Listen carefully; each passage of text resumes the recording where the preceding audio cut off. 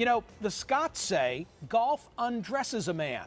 Well, if that's true, then what can we learn about presumptive Republican nominee Donald Trump, a great fan and player of the sport, from the way that he golfs? Michael Bamberger knows the answer. He's the senior golf writer at Sports Illustrated. He's hit the links with the Donald on at least 9 occasions in the last 15 years, and he's written about those experiences. He joins us now from Oakmont. All right, Michael, how's his game? What's his handicap? Well, he's a very good golfer. He's not as good as he thinks he is or as he says he is, but he is a very good golfer. There's 2 different types of golf. There's golf with a pencil in your hand where you're actually keeping a proper scorecard. And then there's the way millions of other people, Donald Trump among them, play, which is you just sort of wing it and you go along as you care to. But he's sort of, I would say, probably an 82 shooter if he were playing legitimately. And he cites his golf skill as one of his qualifications for the presidency. So I guess it's appropriate that we're talking about it. Sure, well, that and the size of his wallet. So what's the strength of his game? The strength of his game is that he's very effective at making the teams and the conditions of the match on the first tee.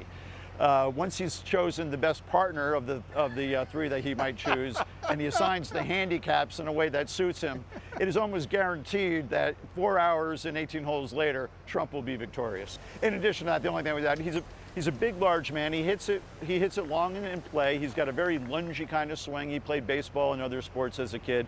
It's semi-athletic. It's a lunge. And then he putts very well. And I think one of the things he's proud of, to take Donald Trump's golf seriously for a moment here, he's a good short putter under pressure, and he takes a lot of he takes a lot from that. To borrow a line from the great movie Caddyshack, does he keep things fair? Keep it fair, keep it fair. Well, he's kind of he's not going to be like the Rodney Dangerfield character handing out 20s left and right. I think he's actually personally very frugal that way.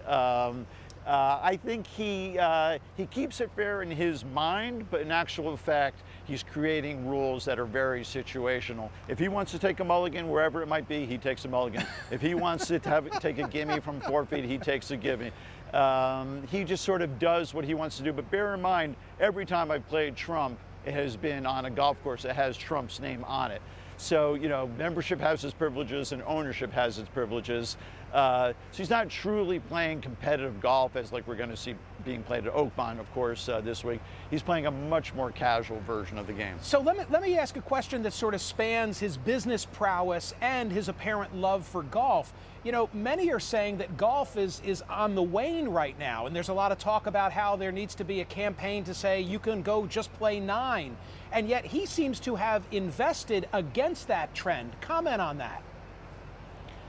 Well, he's a bottom feeder buyer. I mean, that was true in his casinos as well.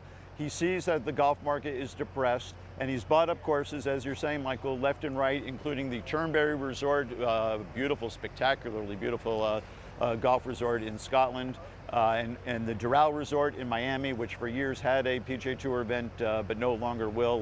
The 2016 event was the last time that they're going to have it.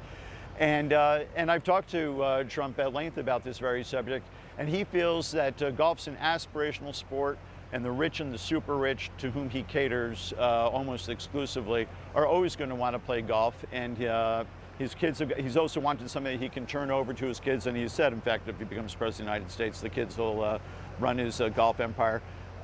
He sort of belittles it, but it's actually a very significant part of his portfolio. I've learned from you that at Westchester, his locker mate right next door is Bill Clinton. Now that's a twosome I would love to see out on the links, Michael Bamberger.